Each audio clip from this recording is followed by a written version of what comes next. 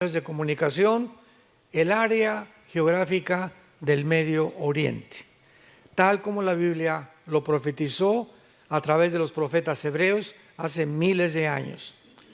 Ahora bien, los palestinos no son palestinos. El nombre de palestino no existe en la Biblia. Ellos adjudicaron este nombre cuando los judíos regresan en el 48 para declarar Israel un estado libre, soberano e independiente. Estos árabes que estaban ahí en la tierra, ¿verdad? Palestina, acordémonos que fue el nombre que un emperador romano le dio a la tierra de Israel para cambiarle el nombre de Israel. Entonces, Palestina no es un nombre tampoco que está en la Biblia, el nombre es Israel. Entonces, durante muchos, casi todo 10 siglos se comenzó en Palestina, desde Roma, pero es la tierra de Israel. Entonces, este grupo de árabes comenzaron a ser desalojados, o como no les gustó la presencia del regreso de los judíos en el 48, comenzaron a llamarse palestinos porque están ocupando la franja de Gaza. Es una franja que dura que tiene de largo como 50 kilómetros, como 10 kilómetros de ancho, y está junto al mar Mediterráneo, y del lado este tiene Israel. Entonces, este grupo de árabes comenzaron a llamarse palestinos desde 1900, aproximadamente 48, y en el 62, cuando se forma la Organización para la Liberación de Palestina por Yasser Arafat, se adjudicaron oficialmente el nombre de palestinos, pero son árabes. O sea, no existe un grupo, existe Edom, Moab, que son la tierra de Jordania, los cananeos, filisteos, amorreos, etcétera, etcétera, pero no encontramos la palabra Palestina. La palabra filistea sí, porque lo que es la franja de Gaza es la Filistea geográfica donde habitó Goliat. ¿Se acuerdan de Goliat? Era de Gaza, y los hermanos de Goliat y los gigantes tenían esa zona de la franja de Gaza durante tiempos bíblicos.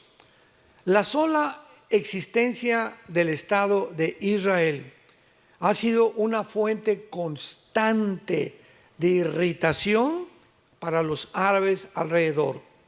Los árabes han sufrido una serie de derrotas que ya hemos mencionado, 1948, 56, 67, 73, y finalmente se dieron por vencidos y fundaron grupos terroristas, que es mucho más difícil de pelear que contra una nación.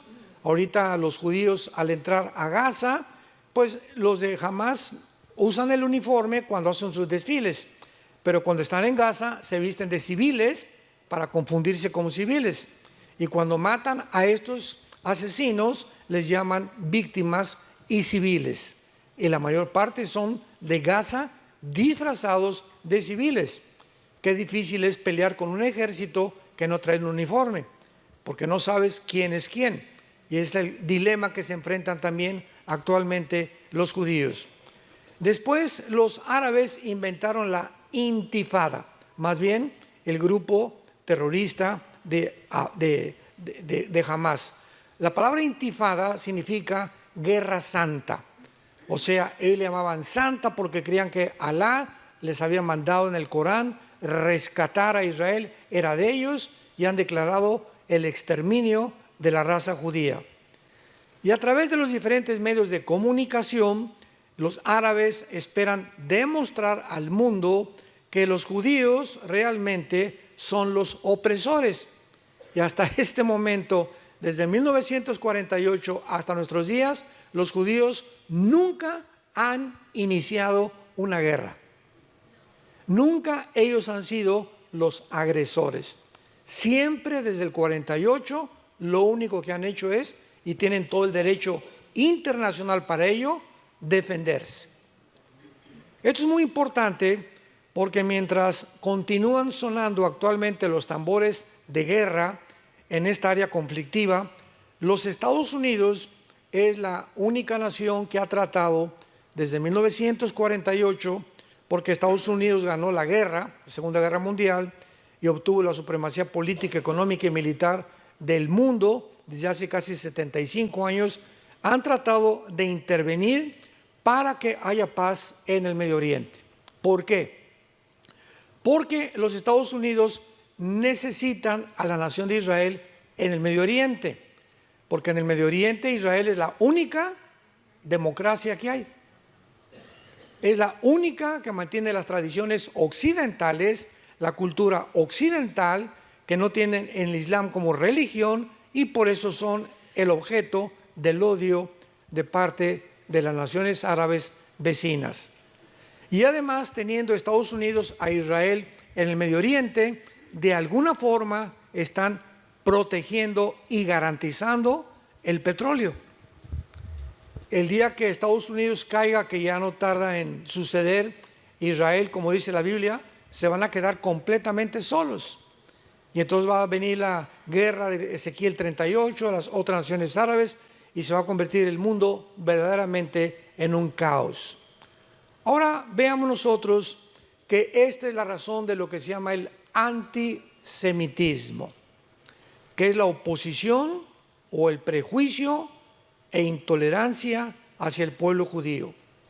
Sin embargo, ya también lo vimos, la palabra semita abarca a más grupos étnicos que solamente los judíos. Los judíos son una rama de los semitas, porque cuando hablamos de semitas hablamos de asirios, madianitas, caldeos, moabitas, edomitas, amonitas y los mismos árabes. Desgraciadamente el semitismo debería ser definido como una oposición a todos los semitas, pero no es así, solamente es a los judíos, cuando la misma etimología de la palabra demuestra que no es correcto su uso. Sin embargo, no es la realidad. Han sido los judíos el blanco continuo para el antisemitismo. Hitler nadie puede explicarse, ningún geólogo, antropólogo, sociólogo, psicólogo han podido entender por qué Hitler, teniendo guerra contra Rusia, contra Stalin, contra Inglaterra, Canadá y Estados Unidos, ¿por qué de repente en medio de la guerra Hitler se vuelve contra un pueblo que no tenía nación, no tenía armas, no tenía comida, no tenía absolutamente nada? Era un pueblo étnico que se llamaban los judíos. ¿De dónde sacó Hitler que este grupo pequeño que había en Europa eran enemigos más importantes que Rusia, que Inglaterra y que Estados Unidos? ¿De dónde sacó esa idea? ¿Qué fue el odio que produjo dentro de Hitler volverse a este grupo étnico al grado que se volvió loco e ideó lo que se llama la solución final? Y le mandó, ¿verdad?, a Himmler, al SS, a los grupos de exterminio que él formó, que hicieran campos completamente llenos de, en Auschwitz, ¿verdad?, para poder exterminar, donde agarraban trenes y levántense a todos los judíos de todo lo que encuentren en Alemania, métanlos a los trenes y llévenlos a los campos de concentración. Y los judíos creían que pues iban a estar ahí prisioneros y que no entendían tampoco por qué los llevaban a esos campos. Ahí al llegar a los campos, la mayor parte de ellos se murieron de hambre. Cuando entraron los aliados a Berlín, tanto los de Rusia del lado del este, del norte Inglaterra y del oeste Estados Unidos, llegaron a Berlín. Hitler se suicida con Eva Ben Braun, su esposa. Se matan los dos en su búnker y encuentran a millones de judíos, pero así en los puros huesos. Hay cantidad de fotos de esto. Cuando vayas a Israel, ve al Museo del Holocausto, lo puedes encontrar. Y van a encontrar ustedes también a los millones de judíos que los metían a los hornos, los desnudaban, les decían, se van a bañar, y metían ahí a mujeres, niños, grandes, y ya encerrados le abrían el gas y morían asfixiados. Los sacaban y los enterraban como si fueran animales en pozos, tremendos cementerios que hicieron por todo Alemania. Cuando llegan los aliados, descubren todos estos horrores y el casi 85% o el 90% de los alemanes, estoy hablando de 85 millones de alemanes, cultos, médicos, ingenieros, abogados, dentistas, licenciados. O sea, no estamos hablando de indígenas, estamos hablando de personas educadas. El 85 millones de alemanes fueron engañados y no detectaron realmente el veneno y el odio de Hitler por este grupo de judíos. Entonces los escritores, tú lees libros de la historia del Holocausto, vas a Israel, al Museo del Holocausto, y ves toda la historia de cómo los mataron, etcétera, etcétera. Y han llegado inclusive los palestinos a negar que fue realidad. O sea, eso es absolutamente absurdo, ¿verdad? Y ridículo, ya es una locura. No, ni siquiera existió el Holocausto. Bueno, ve a ver las fotos y ve a ver todas las personas y los viejitos que tienen grabado el número tatuado que les grababan los nazis para distinguirlos que no fueran más que judíos. Entonces, ¿qué fue lo que puso este odio en Hitler? ¿Por qué se olvida de todos sus verdaderos enemigos y se concentra en un grupo que se llaman los judíos?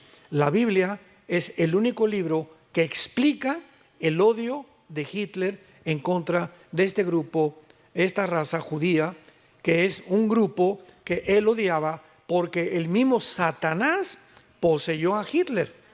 Él se levantaba a las 2, 3 de la mañana, Hitler gritando, y le decía a Eva Braun, su esposa: me están persiguiendo, empapado en sudor. Las mismas características que tuvo Sigmund Freud. Sigmund Freud se levantaba a las 1, 2 de la mañana, empapado en sudor, gritándole a su esposa. En las mismas apariciones que tuvo Hitler también. Qué interesante está esto. Ya cuando unimos las piezas del rompecabezas, comenzamos a entender lo que había detrás de muchos hombres que se lanzaron como disques salvadores de la humanidad. Entonces, este odio, ¿verdad?, es producido por Satanás. ¿Por qué quería destruir Hitler a los judíos? Porque Satanás, Apocalipsis capítulo 2. Vayamos a Apocalipsis 12. Vean ustedes qué cosa más maravillosa es la Biblia. Dice en Apocalipsis capítulo 12, versículo 12: por lo cual alegraos cielos y los que moran en ellos. ¡Ay de los moradores de la tierra y del mar! Porque el diablo ha descendido a vosotros con gran ira, sabiendo que tiene poco tiempo. El diablo, aunque no conoce específicamente ni el día del rapto, ni el día de la venida del Señor, sabe y calcula por la cronología que Dios dejó en la Biblia los tiempos, pero no el tiempo kairos, el tiempo exacto. Entonces, el diablo sabía que si los judíos regresaban a su tierra, comenzaría a contar la cuenta regresiva, Dios, de las profecías finales.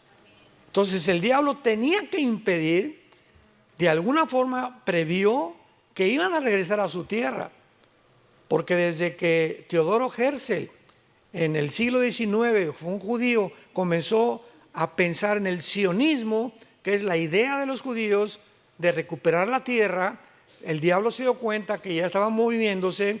Se hace la declaración Balfour, 1917, los ingleses están de acuerdo en que regresen a su tierra, y Hitler surge como primer ministro de Alemania. El diablo tenía que destruir a los judíos. ¿Y quién fue su instrumento? Adolfo Hitler. ¿Por qué? Porque ya lo dijimos en la conferencia anterior, cuando los judíos regresan, comienza la cuenta regresiva de las profecías finales de la historia humana. Si los judíos no hubieran regresado, ¿quién va a reconstruir el tercer templo que menciona la Biblia? 2 de Tesalonicenses capítulo 2, Apocalipsis capítulo 11, etcétera, etcétera. Si el pueblo de Dios no hubiera regresado a Israel, ¿a quién iba a perseguir el anticristo? ¿A los tlaxcaltecas? ¿A los aucas? ¿A los aztecas? ¿A quién iba a perseguir el anticristo? Si el pueblo judío no hubiera regresado, no se hubieran cumplido las profecías del Apocalipsis, que menciona al pueblo judío y a 12,000 de cada tribu, Apocalipsis 7, que van a ser los últimos evangelistas del mundo. La iglesia va a fracasar en evangelizar el mundo. la iglesia es sacada del mundo, Dios se regresa otra vez con los judíos y van a ser 144,000 evangelistas judíos los que van a terminar la profecía, será predicado este evangelio y entonces vendrá el fin. La iglesia va a fracasar en evangelizar al mundo por la apostasía en que la iglesia se encuentra actualmente. Entonces todo esto no se hubiera cumplido si los judíos no hubieran regresado y no tuvieran patria. Seguirían exiliados, repartidos por todo el mundo. Entonces Hitler fue poseído por un principado satánico con la única idea: mata a este grupo de personas. Y la gente no lo explica ni psicológica, ni psiquiátricamente, ni antropológicamente por qué Hitler tenía ese odio con este grupo étnico llamados los judíos. Ahora ustedes lo entienden. Porque era importantísimo para el diablo impedir que formaran una nación, que se independizaran, porque entonces comenzaría su cuenta regresiva a contar. Y dice Apocalipsis, sabiendo que tiene poco tiempo. Ahora veamos claramente en Apocalipsis 12, que es todo el capítulo que se dedica principalmente a Israel. Que Juan, dice el versículo 1, ve una señal en el cielo. Apareció en el cielo una gran señal. ¿Qué es una señal? Es un objeto pintado con letras que te apuntan y vas en la carretera y ves una señal que dice curva. ¿Qué es esa señal? Te está mostrando que hay una vuelta y que reduzca la velocidad. Vas por otro lado y dice Houston, una señal que te dice cuál es el camino a Houston. ¿Qué es una señal? Es algo que apunta hacia adelante. En conclusión, ¿correcto? Pueden señales informativas, señales restrictivas, baja la velocidad, señales, hay un hotel, hay una gasolinera. Una señal es algo que apunta hacia adelante. Entonces Juan ve una señal, algo que va a apuntar hacia adelante. Así nos podemos guiar para interpretar la Biblia. ¿Qué es esta señal que apareció? Una mujer vestida del sol, con la luna debajo de sus pies y sobre cabeza una corona de 2 estrellas. Y estando encinta, o sea, una mujer embarazada, clamaba en dolores de parto, en la angustia del alumbramiento. Es triste que los católicos digan que es María. Así la han interpretado ellos. Pero veamos rápidamente, ahorita regresamos a Apocalipsis, Génesis 37, y veamos que esta mujer no representa a María, representa a la nación de Israel. Génesis 37, versículo 9.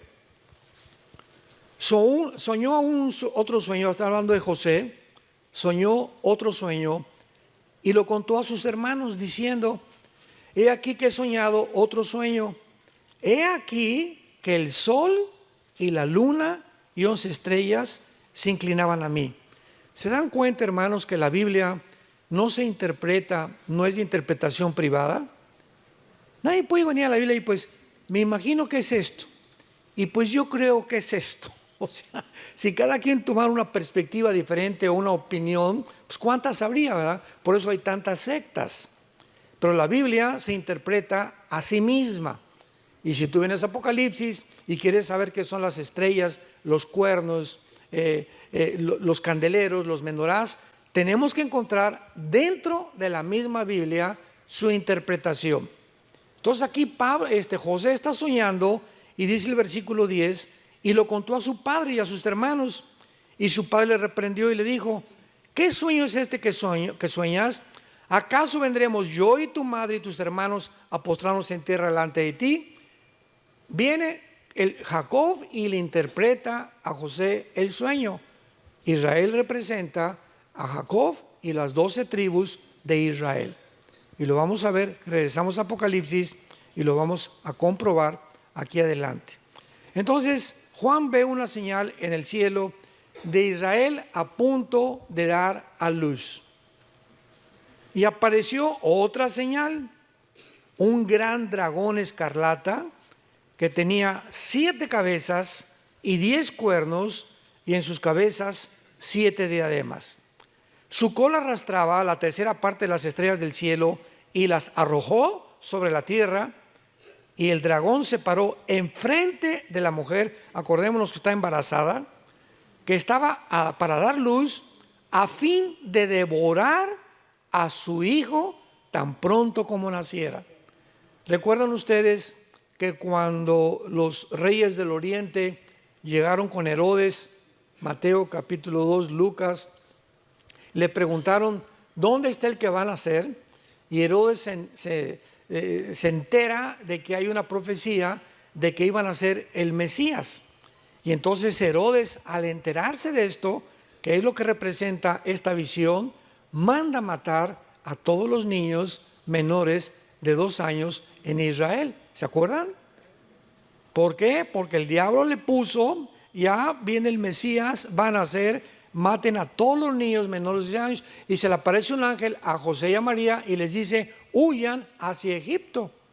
Y se van en un burrito José y María embarazada y huyen, ¿verdad? Bueno, nace en Belén Jesucristo y huyen después del nacimiento porque había órdenes del rey Herodes de matar a todos los niños menores de edad. Ese es el dragón que estaba esperando que naciera Jesús para matarlo. Cuando iba a nacer Moisés, el diablo sabía claramente que vendría un libertador del pueblo de Israel. ¿Y qué hace el faraón? A las parteras de Egipto, Éxodo capítulo 1, maten a todos los niños menores de edad. Vean los intentos satánicos en la Biblia contra el pueblo judío, impidiendo que naciera el Mesías. El odio contra el pueblo judío, y lo mantiene Satanás todavía. Y entonces, ¿qué hace la mamá de Moisés? ¿Verdad? Lo meten en una canastita y lo arrojan al río Nilo, lleno de cocodrilos, el río Nilo, confiando en que Dios iba a hacer algo. Y viene el río, en la corriente del río Nilo, y en el momento que pasa, cuántas coincidencias, ¿verdad? El momento que pasa la canastita con Moisés, la palabra Moisés, Moshe, significa sacado de las aguas.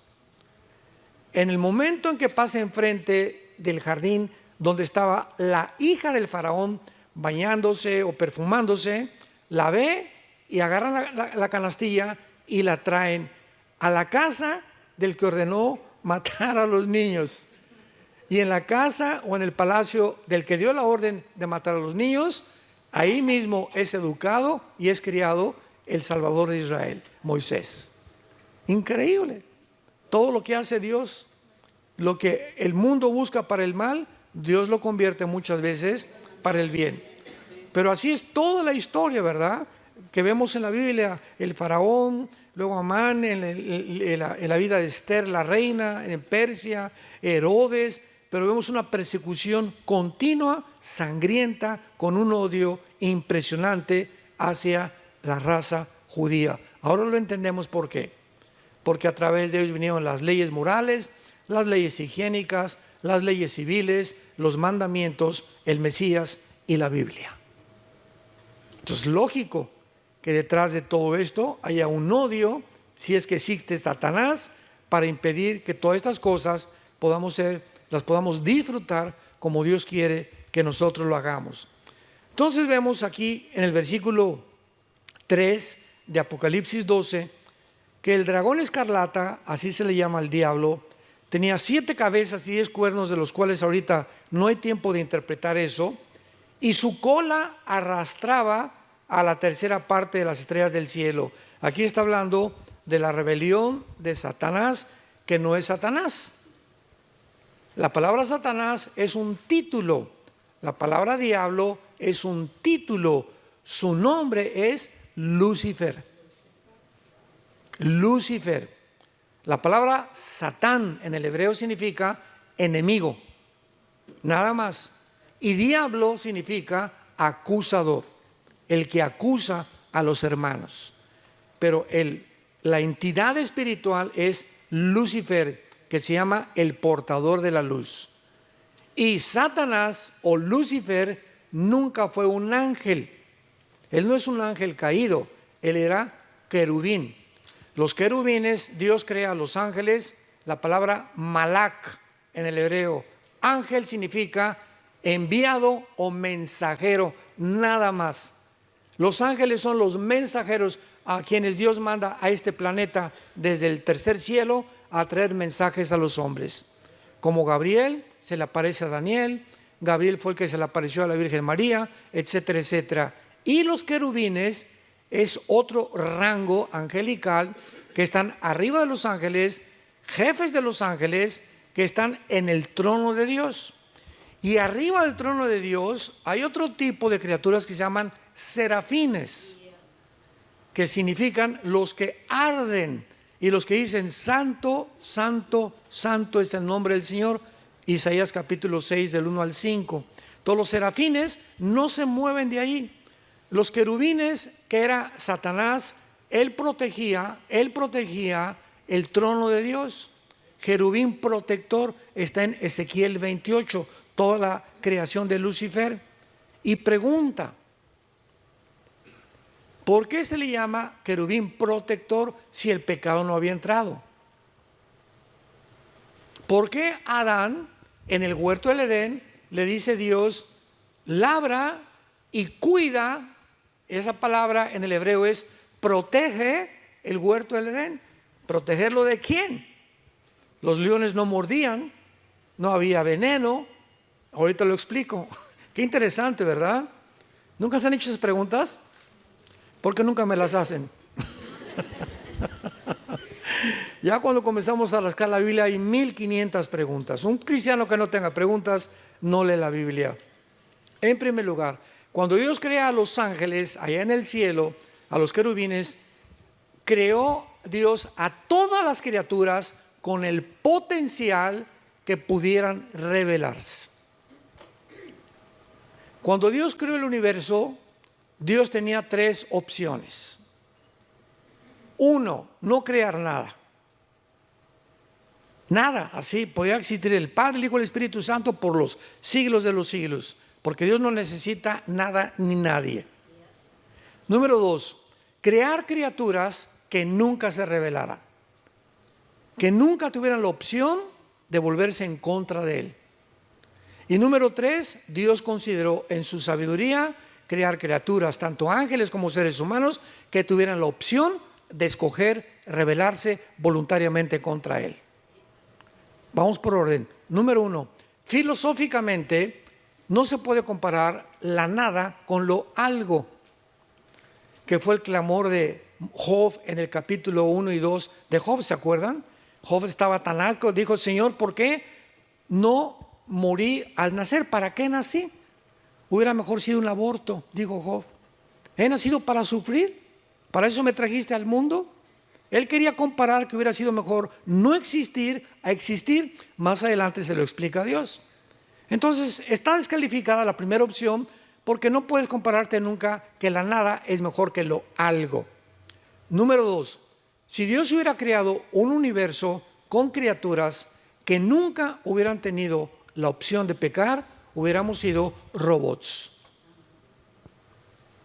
Nos hubiera dado Dios cuerda, ámame, ámame, ámame, ámame, ponernos un chip, ¿verdad?, en la que siempre estuviéramos dirigiendo nuestra atención hacia Él. Y en tercer lugar, Dios optó por crear criaturas que tuvieran la libertad de escoger entre el bien y entre el mal voluntariamente y finalmente juzgar a las personas que le rechazaron con las evidencias que Él dejaba para que pudiera haber un universo de criaturas que le amaran voluntariamente. Ahora, fíjense ustedes en lo siguiente. Esto lo podemos aplicar políticamente. Si en un país solamente hay un candidato, como está pasando en todos lados, porque es un circo que hay otros candidatos, ya sabemos quién va a ganar, ya están apartados los que van a ganar. Entonces, realmente, en un país donde no hay una democracia limpia, no es democracia, porque la palabra demócratos en el griego significa el gobierno del pueblo. El pueblo escoge a sus gobernantes sin opresión ni presión de ninguna circunstancia. Entonces, cuando no hay 2 candidatos, ¿hay libertad? Pues no hay libertad, porque solamente uno va a salir, ya está designado ese. Entonces tiene que haber dos caminos siempre, el bien o el mal. Además, si yo no conozco el mal, ¿cómo conozco el bien? Si Cristo no hubiera muerto en la cruz, ¿cómo hubiéramos conocido su amor? ¿Cómo hubiéramos estado convencidos de que Dios nos ama? Pero cuando yo conozco el mal y nazco en el mal y nazco en el pecado y veo lo que el pecado ha hecho en mi vida y veo el amor de Dios en la cruz, puedo apreciar realmente que Dios me ama, reconozco mi condición y corro a la cruz porque encuentro en la paz y la armonía y el perdón y la misericordia que mi alma necesita.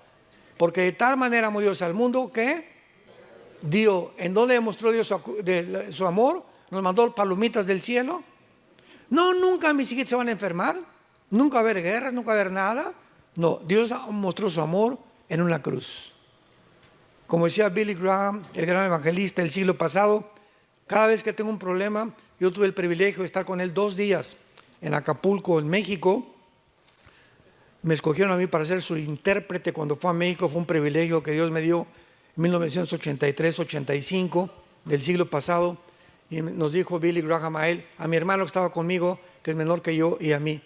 Me dijo, cada vez, Armando, que yo veo hacia el pasado y dudo de Dios, y tengo problemas porque siempre todos tenemos dudas de Dios, si será o no será, si es esto o aquello, lo único que hago es siempre voltear y ver la cruz.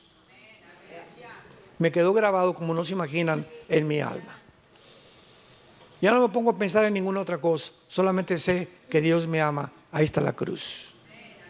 Y aunque no lo entiendas y pasen cosas que parezcan contradictorias en tu vida, ve la cruz. Dios te ama. De tal manera que dio a su Hijo en nuestro lugar. Esto es entonces lo que la Biblia revela de la rebelión. Y dice el versículo 5, y ella dio a luz un hijo varón. Sabemos que es Jesús, que regirá con vara de hierro a todas las naciones, y su hijo fue arrebatado por Dios y para su trono. Aquí nada más en el versículo 5 hay 2000 años de diferencia. Porque cuando nos dio Jesús, no gobernó con vara de hierro, lo hará cuando baje del trono de Dios. Ascendió al cielo y va a regresar a gobernar con vara de hierro en el reino mesiánico o en el reino milenial. Y la mujer, ya sabemos que Israel, ¿se acuerdan? Ahora entendemos, la mujer, o sea Israel, huyó al desierto, donde tiene lugar preparado por Dios para que allí la sustenten por 2060 días, o sea, 3 años y medio. ¿Se acuerdan de Mateo 24:15? Ya tenemos otra pieza de rompecabezas. Jesús les dice a los judíos, Mateo 24 es específicamente a los judíos. En Mateo 24 no es el rapto, porque el rapto no estaba en el Antiguo Testamento. Recordamos, el rapto fue un misterio revelado en el Nuevo Testamento. Entonces no encontramos en los evangelios el rapto, no encontramos en el Antiguo Testamento el rapto. Encontramos tipos como Elías, que fue sacado al cielo, y Enoc, capítulo 5 de Génesis, y que no gustaron la muerte, fueron llevados por Dios de una forma sobrenatural, y Elías fue llevado y Enoc fue traspasado al cielo para no ver muerte. Son tipos del rapto, pero la doctrina específica que iba a haber una generación como Enoc y como Elías no existía en el Antiguo Testamento. Entonces, ¿qué dice Mateo 24:15? Jesús a los judíos, cuando veáis la abominación desoladora que profetizó Daniel, cuando vean que el anticristo, aquí ya son los 3 años y medio de la primera parte de la tribulación, cuando vean que el anticristo entra al templo y pone una estatua de él, violando, blasfemando ya el nombre de los judíos y traicionando el pacto con los judíos, en ese momento huyan a los montes. Y la mujer, después que Dios vio esto, huyó al desierto. Y que este lugar se llama Petra, que está al sur de Jordania. No sé cuántos de ustedes nos han acompañado cuando hemos ido a Israel, pero Petra es una ciudad de Aladino y el país de la lámpara maravillosa. O sea, es una ciudad que es un sueño. Tú llegas a Petra y antes de llegar hay un camino pues como de aquí donde está esa bocina, así nada más, cabe una carreta con caballos y todo es empedrado, todo es pura tierra. Y es como casi 1 kilómetro, ahí te deja el camión y nos bajamos todos, comenzamos a caminar y al llegar a Petra te quedas así, ¿qué es esto? Es una ciudad incrustada en los montes, en las piedras, llena de camellos. Me acuerdo que a nuestra hija Salén me estaban ofreciendo 25 camellos por ella. Siempre mi hija se acuerda de eso, por cierto, se acaba de casar hace 1 mes y medio, era la más chiquita que teníamos en la familia. Y llegó un árabe, ¿verdad? Y 25 camellos, y dije, no. Y total que nos seguimos caminando. Está soñando en esa, está en el desierto, pero todo es impresionante, las construcciones de Petra, es un sueño, que no sé ni cómo lo pudieron haber construido así. Y nos alcanza el árabe como a los 5 minutos, 40 camellos por tu hija. Le dije, te dije que no, por el amor de Dios. Y vamos a comer, falta como 40 minutos y me estaban esperando afuera, 500 camellos por tu hija. Le dije, ni aunque me des 1.000.000 de camellos por mi hija te voy a dar nada. Pero es algo maravilloso, pero esta es precisamente la profecía que está relacionada con Mateo 24:15. La mujer huyó al desierto, donde Dios tiene preparado para ella que allí la sustenten por 1260 días. Vean esta profecía en Isaías 27 también. Isaías 26, perdón. Isaías 26, versículo 20 y 21. Todo esto está hablando del mismo tiempo y del mismo pueblo de Israel. Isaías 26, 20 y 21. Anda, pueblo mío, entra en tus aposentos, cierra tras sí tus puertas, escóndete un poquito por un momento en tanto que pasa la indignación, o sea, la persecución del anticristo.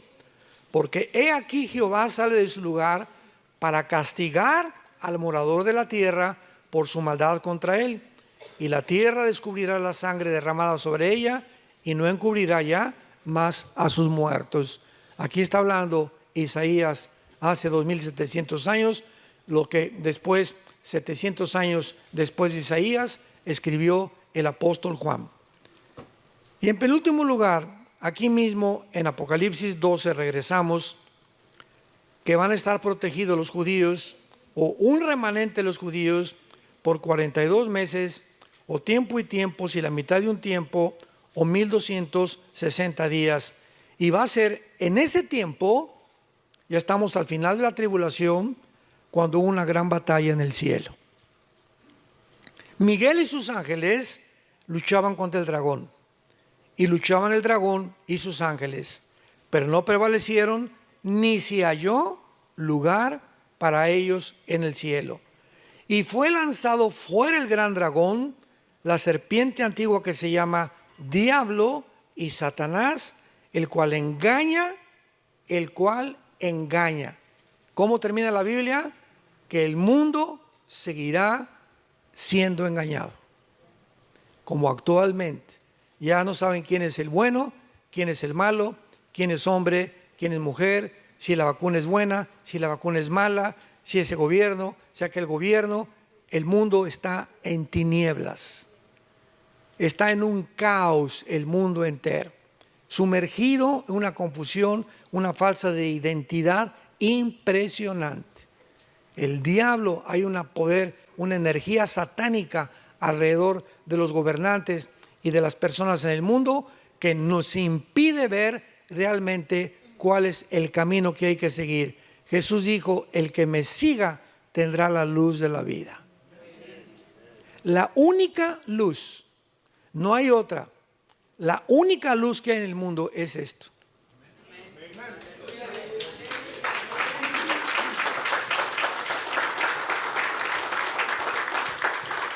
Segunda de Pedro, tenemos la palabra profética más segura, a la cual haríamos bien, más que ahora, más que en este tiempo, a la cual haríamos bien en estar atentos como una antorcha, como la única luz que nos ha dejado Dios, para que podamos realmente permanecer en la luz hasta que el día sea perfecto, hasta la venida de Jesucristo. Tú te separas de este libro un día, 2, 3 días, ya como dijimos, sin que te des cuenta, vas a tomar malas decisiones. Vas a comprar un carro que no ibas a comprar una casa que no ibas a comprar, una cosa que no ibas a comprar, vas a dar un consejo equivocado a tu esposo o a tu hijo, etcétera, etcétera. Vas a comenzar a darte cuenta. ¿Por qué? Porque en esos 3 días tú has considerado que no necesitas una guía, que no necesitas estar en comunión con Dios. Día y noche le dice Dios a Josué, de día y de noche. Te levantas en la palabra, medítala, guárdala, escríbela en tu corazón y antes de acostarte también. Señor, pero yo nada más a las 12 del día. O que la canción, de día y de noche dice la Biblia. Pero yo nada más a las 5 de la tarde, Señor. O de día y de noche. ¿Qué cabezón eres? Ahora, hay una pregunta y no quiero que nadie levante la mano. ¿Cuántos de ustedes, al levantarte y antes de acostarte, tienes un tiempo con este libro? ¿Por qué dices que crees en la Biblia y que tienes fe cuando no haces lo que Dios te manda? ¿Qué es la fe? Creer lo que Dios dice, y la única forma de mostrarlo es que obedezco lo que dice. Pero si yo ni siquiera de día y noche, pasan 2, 3 días y ni siquiera tengo contacto con la Biblia y me llamo cristiano. Y hermano, sácame este espíritu. ¿Y por qué estoy desanimada? ¿Y por qué esto? Y volví a caer en el pecado. Y volví a caer en el alcohol. Y tengo este problema. Y soy paranoico. Y tengo en la noche se me aparecen espíritus que me gritan que me van a matar. Y mi esposa, mi matrimonio no ha funcionado. ¿Por qué? Porque estamos lejos de Dios. ¿Qué fue lo que dijo Jesús? Juan 15, 5. ¿Separados de mí? 0.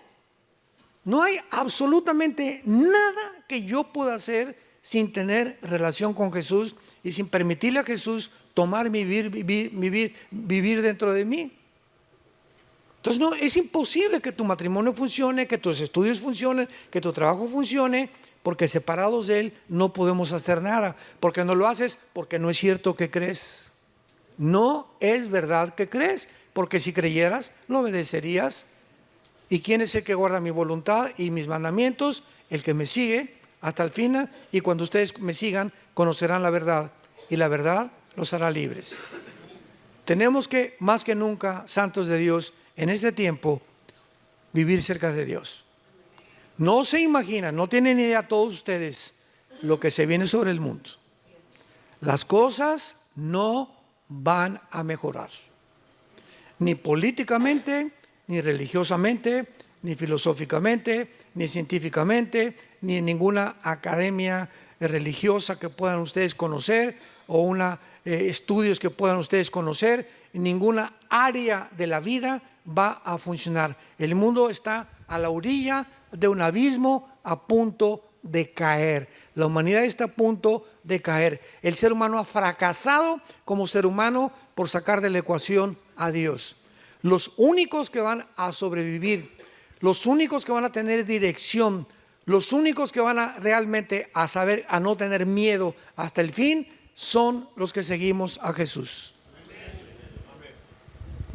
Y hasta que tú no entres y entiendas eso en tu cabecita y te arrepientas hoy mismo, de tu vida que llevas, tan superficial y tan carnal, nunca podrás conocer la verdad. Y estas tinieblas que van a cubrir el mundo te desviarán de tu camino y del propósito por el cual fuimos creados. Te damos gracias, Señor, en esta tarde por tu palabra. Te damos gracias, Señor, por dejarnos esta luz maravillosa que se llama la Biblia, a la cual hoy más que nunca haríamos bien en estar atentos, como a una antorcha que alumbra en un día oscuro, hasta que el lucero de la mañana salga a nuestros corazones. Te damos gracias, Señor, porque nos has llamado a vivir cerca de ti, a conocerte y saber que realmente nuestros corazones sean afirmados, irreprensibles en santidad delante de ti, hasta la venida de nuestro Señor Jesucristo con todos sus santos. Gracias porque nos has llamado para tener herencia entre los santificados, para conocer la verdad y para que la verdad nos haga libres. Pedimos en oración que el amor de todos ustedes abunde más y más en todo conocimiento, para que siempre aprueben lo mejor, a fin de que sean sinceros e irreprensibles en el día de Jesucristo, llenos de frutos de justicia que son por medio de Jesucristo, para la gloria y la alabanza solamente de nuestro Dios. Oramos que permanezcan firmes en la esperanza a la que todos hemos sido llamados hasta el fin, para que aprueben lo mejor y sean iluminados interiormente con su espíritu, para conocer la altura y la profundidad, la anchura del amor de Cristo que sobrepasa todo entendimiento. En este momento, si hay algo en tu vida, tú lo sabes, porque en este momento el Espíritu Santo está actuando poderosamente en tu corazón. Alguna área en tu vida que has fallado con Dios, arrepiéntete. Pídele perdón en este momento a Dios de tu adulterio, fornicación, robo, deudas que no has pagado, tu falta de generosidad, tu avaricia con el dinero, la forma como estás viviendo solamente para tus intereses y no has entendido que vivir para los demás es el secreto de la felicidad. Jesús nunca vivió para él mismo, sino para servirnos y dar su vida en nuestro lugar. Dile: Señor, te pido perdón por mi vida, me arrepiento con todo mi corazón. Muéstrame en este instante todas esas áreas oscuras de mi vida, esos cuartos en mi vida que no te he permitido entrar, eso que yo creía que eran secretos en mi vida. Tú los conoces y tú no puede haber secretos para ti. Tú conoces todas las cosas de mi vida, no te puedo esconder nada. Escudriñame, Dios, con tu espíritu, porque quiero vivir para ti una vida de santidad irreprensible hasta la venida de Jesús, mi bendito Salvador. Te pedimos, Señor, por Israel. Oramos por los líderes de Israel, que les dé sabiduría para estos dilemas que están enfrentando.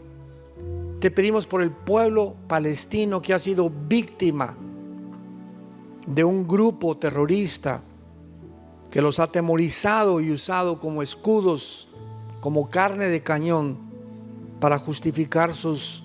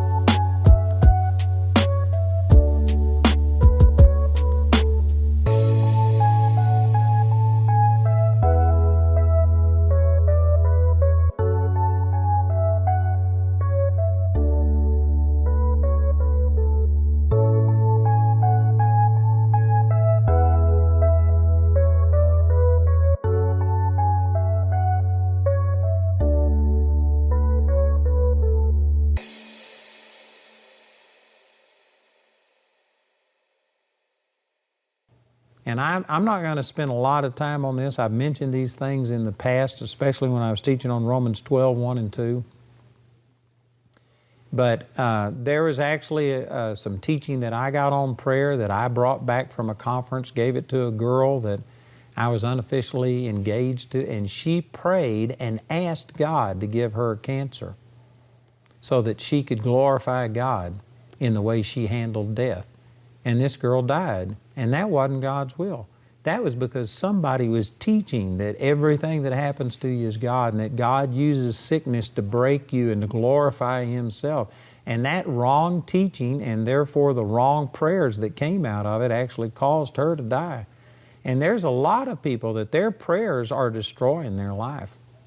You know, I have a lot of people come to me, it seems like it's more women than men, and they will ask me for prayer and say, would you please pray for my husband? I've been praying for him for 20 years. What do I do? And one of the first things I'll tell them is quit praying for your husband. And a lot of people are just taken back. Well, there's nothing wrong with prayer. You can't get enough prayer. You can't get too much prayer. Well, it depends on how you're praying. And the way that a lot of people pray, it's actually releasing negative things. If the way you pray and intercede for your husband is you spend 45 minutes saying, God, he beats me, he beats the dog, he spends our money, he's a drunk, he's mean, he doesn't appreciate me, he doesn't love you, and you spend 45 minutes rehearsing how bad he is, and then you say, save him in the name of Jesus. That kind of prayer is not helping you or him. It's focusing your attention on everything that's wrong. You're just speaking forth the problem. Prayer is not an opportunity to inform poor, misinformed God of how bad your situation is. I feel sometimes like people think God, must have 1 million people asking Him for something, and so He's got so many requests, you got to get yours to the top of the pile, and so you just go through and say, oh God, the doctor said this, and you give all of these details thinking God doesn't know what's going on. And you got to inform Him and let Him know that this is crisis, this needs immediate action. All of the things that I'm going to be teaching here come against that. Prayer is not an opportunity to just unload and gripe and complain and talk about how bad things are. I heard Charles Capps one time, and he was talking about prayer, and he said he was praying, and the Lord stopped him right in the middle of his prayer and said, Charles, what are you doing? And he says, well, I'm praying. And God said, you aren't praying, you're complaining. And I'm telling you, a lot of what people do is nothing but griping and complaining. And if you started within the name of Jesus or our Heavenly Father, and then you end it within the name of Jesus, and whatever's said in between, you think, well, that's prayer. No, there's a lot of unbelief. There's a lot of griping. There's complaining. There is a right and a wrong way to pray. And this series on prayer has caused some people to be set free. I've had so many people tell me about this, just revolutionized their relationship with the Lord. It's one of the most important things they've learned. I've had other people who were friends of mine, who've been friends of mine for decades, got up and left during my teaching on it because they couldn't handle it. They thought I was coming against everything they held dear. I believe that prayer is one of the most misused, abused parts, and there is a right and a wrong way to pray. Notice that I say a better way to pray. I didn't entitle this book, You're of the Devil If You Don't Pray This Way. Because everything that I teach against in this teaching, I have done. And yet God loved me, and I loved God. And I'm not saying that it was, of the devil and that God hated me and because of it rejected everything about me. But over 47 years of seeking the Lord, I've learned some things, and I've learned a better way to pray. I get better results today than I have ever gotten. I believe that my prayer life, my relationship with the Lord is better than it's ever been. And yet, 47 years ago, when I was just really getting started, I still loved God, and God touched me, and there was good things that happened out of it. I would see a few miracles happen every once in a while. It's kind of like an old chicken, an old blind chicken will get, a grain of something every once in a while. If it doesn't quit, You just keep after it, eventually you'll stumble onto something. A blind squirrel will get a nut every once in a while. Every once in a while I would see the presence of God and the power of God show up, and I'd see my prayers answered. But they were few and far between when I was praying the way that is traditionally taught. And I've just learned some things, and I've come up with a better way to pray. And so I can guarantee you I'm going to rub some of your religious feathers the wrong way. I am going to counter a lot of religious teaching about prayer, but that doesn't mean that it's wrong. I've had some people who are leaders in the body of Christ get so upset over this book, they came back to the people who published it and said, how could you have even published this book? It's against everything we believe for. And I remember the lady just saying, you know, get past the first chapter. The first chapter is so offensive, it counters so much stuff that a lot of people won't read the rest of the book. But I tell you, it's powerful. And some people think, well, why do you do that? Well, did you know that this is the way Jesus approached prayer? Look at what Jesus said when He started talking about prayer. In Matthew chapter 6, verse 5, it says, and when thou prayest, thou shalt not be as the hypocrites are, for they love to pray, standing in the synagogues and in the corner of the streets, that they may be seen of men. Verily I say unto you, they have their reward. You know, the very first thing that Jesus did was say that hypocrites love to pray. This is my very first teaching in this series. The first CD in this is entitled, Hypocrites Love to Pray. And I make a big point out of this. And you know, I actually had a guy come to me just recently, last week, and say that their kid was up in the room listening to some of my teachings, and he came down and he said, Dad, you're a hypocrite. And his dad says, what? What are you saying? And he didn't explain it. He just left, went back up, listened for a while, and he came down. He says, Mom, you're a hypocrite too.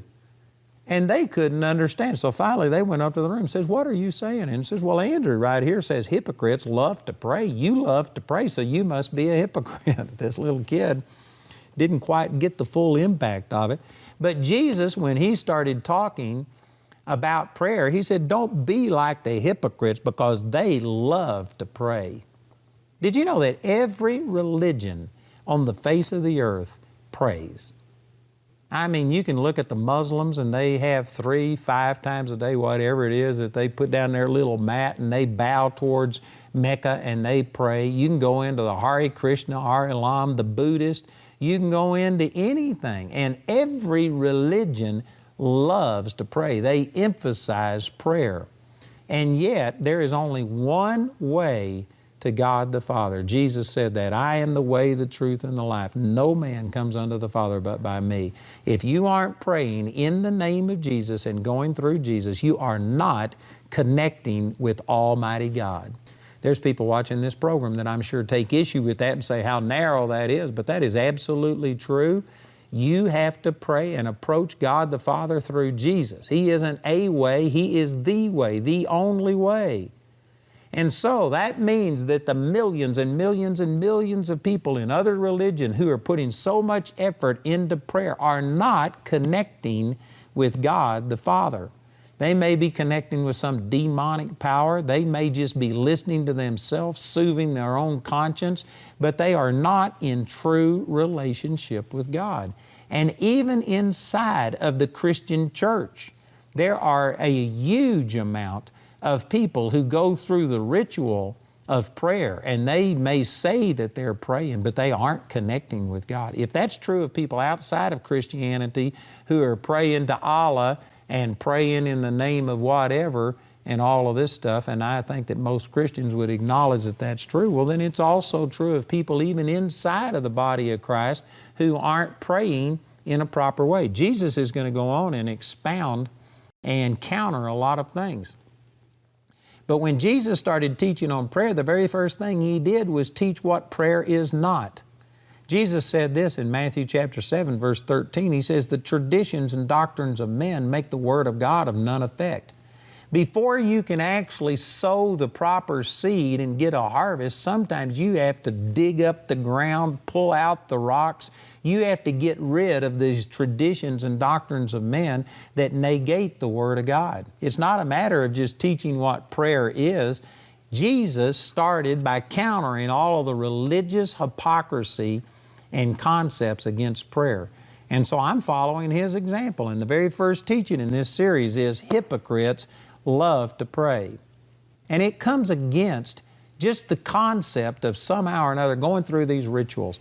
You know, I'm not against any individual, but I'm also not afraid to speak the truth. And I'm telling you, I'm not trying to single anybody out, but I'm saying that there's people that have these beads, and you go through and say so many Hail Marys and so many Our Fathers, and they call that prayer.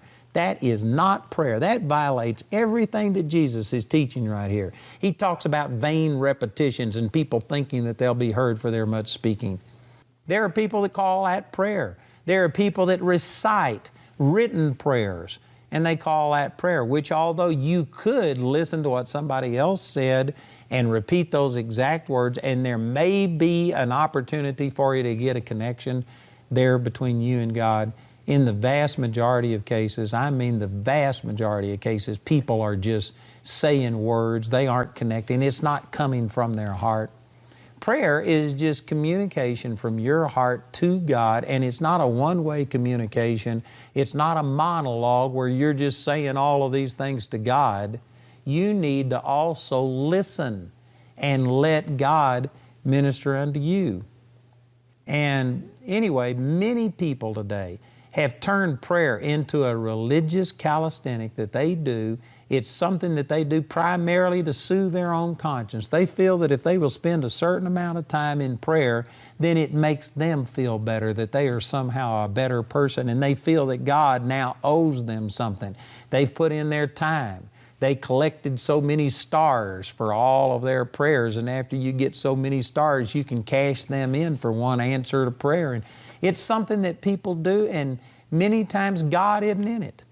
You know, I used this example last week, but there was a time that I used to pray a couple of hours, and I would set the timer and I would force myself to pray. And yet one time right before this prayer time, I was just having a wonderful time with God, and God was speaking to me through His Word, and I was speaking to Him, and I was having a wonderful time in prayer. And yet it came time that this 2-hour prayer time was coming up.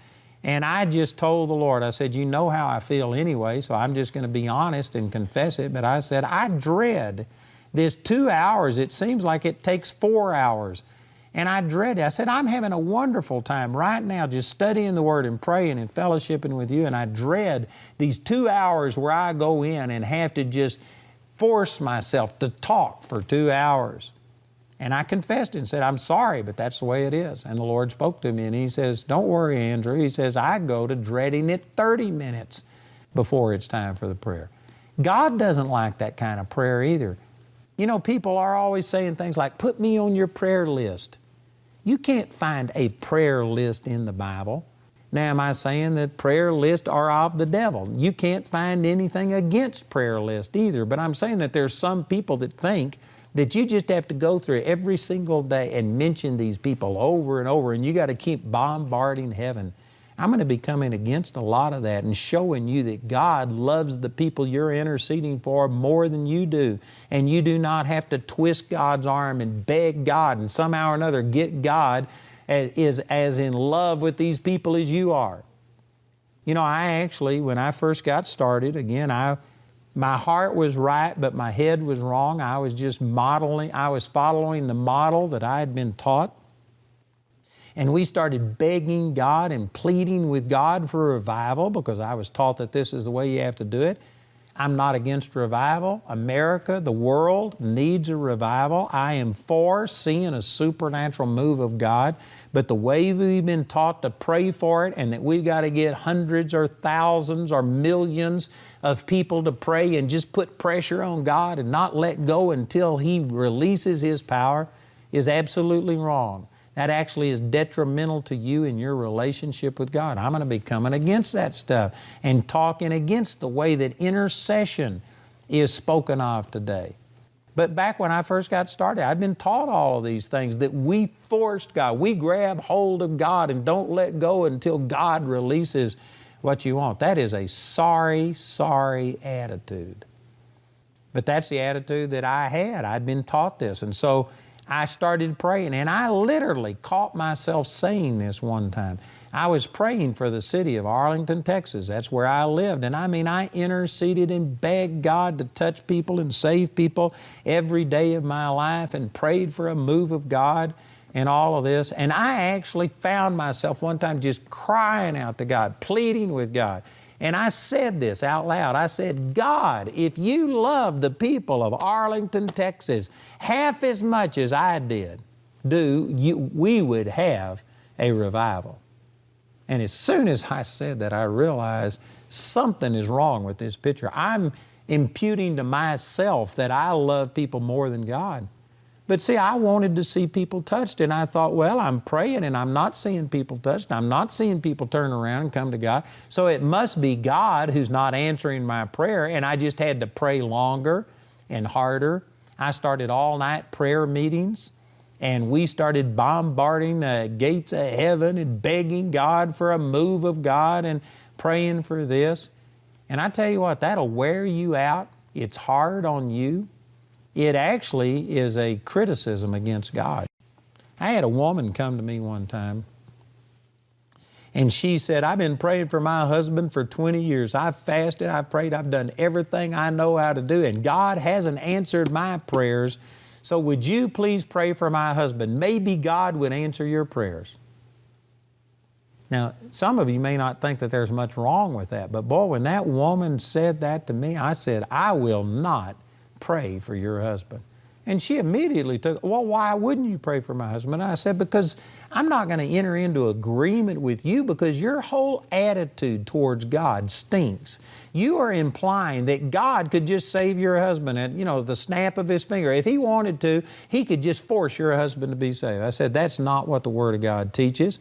Faith comes by hearing, hearing by the Word of God. Jesus told us to pray laborers to go across the people's path. I said, there is a right and a wrong way to pray, but you are praying as if there is nothing that you have to do or anybody else has to do or your husband has to do. It's just up to God. And so you're begging God, and since your husband hadn't been saved for 20 years, therefore it must be God that somehow or another just isn't motivated to save him. So maybe I'll carry more weight with God. Maybe I can motivate God more than you have. I said, that is a sorry attitude. God loves your husband more than you love your husband. You do not need to pray for people and beg God to save them, because God is disinterested, and if it was just up to God, He'd let them all go to hell. No, that's not true. God loves the people you're praying for more than you love them. Prayer is not an opportunity for you to beg and plead with God and somehow or another try and get God to be as holy and as compassionate and as good as you are. See, when you approach God that way, and this is primarily the way that prayer has been done, that we somehow or another are motivating God. We are forcing God to do something that He wouldn't do if it wasn't for you. When you approach prayer that way, it is a slam against God. It's an insult against God. You are starting from a position of unbelief. It hurts you. You aren't going to be effective. I tell you what, prayer is an area that has been really, really misrepresented.